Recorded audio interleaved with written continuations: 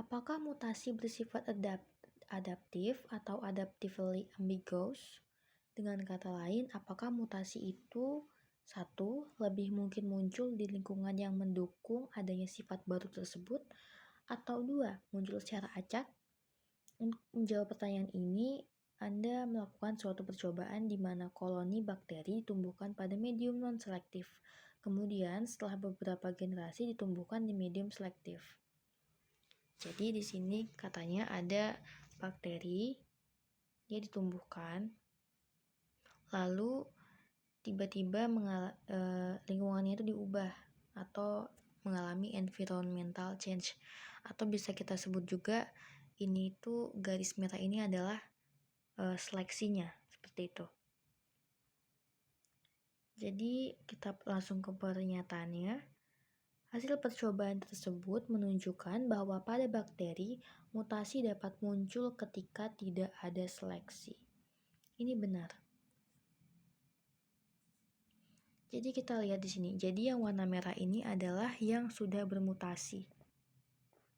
Jadi katanya hasil percobaan ini menunjukkan bahwa pada bakteri mutasi itu bisa muncul ketika belum diseleksi. Nah, seleksinya kan di garis ini ya. Nah, sedangkan sebelum garis itu sudah ada yang bermutasi. Sehingga benar kalau misalnya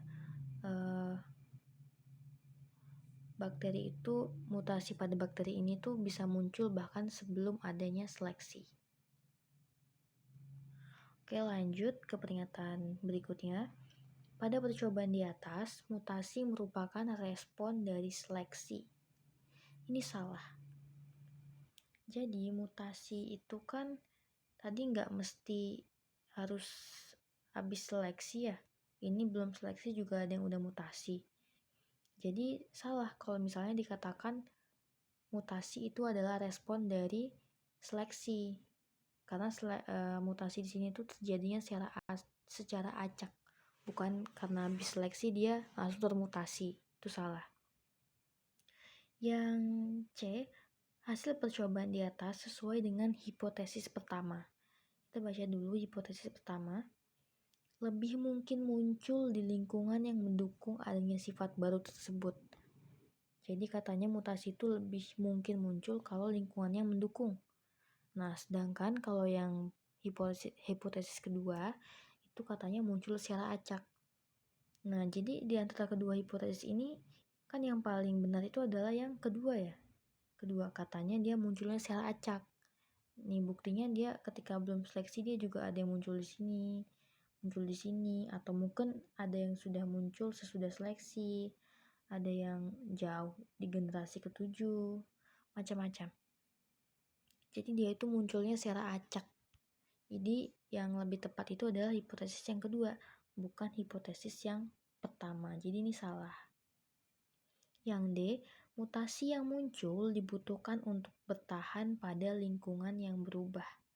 Jadi katanya mutasi itu dibutuhkan untuk bertahan terhadap environmental change. Ini salah. Kenapa? Karena di sini ketika lingkungannya berubah, ya kalau pada pernyataan dikatakan mereka itu harus bermutasi untuk bertahan hidup. Tapi buktinya di sini tidak. Mereka ada yang bermutasi, ada yang tidak bermutasi. Bahkan yang tidak bermutasi saja, mereka itu masih bisa hidup, masih bisa bertahan hidup. Jadi salah jika dikatakan mutasi yang muncul itu dibutuhkan untuk bertahan hidup setelah lingkungan yang berubah. Ini salah. Sehingga untuk pertanyaan ini itu jawabannya adalah benar, salah, salah, salah.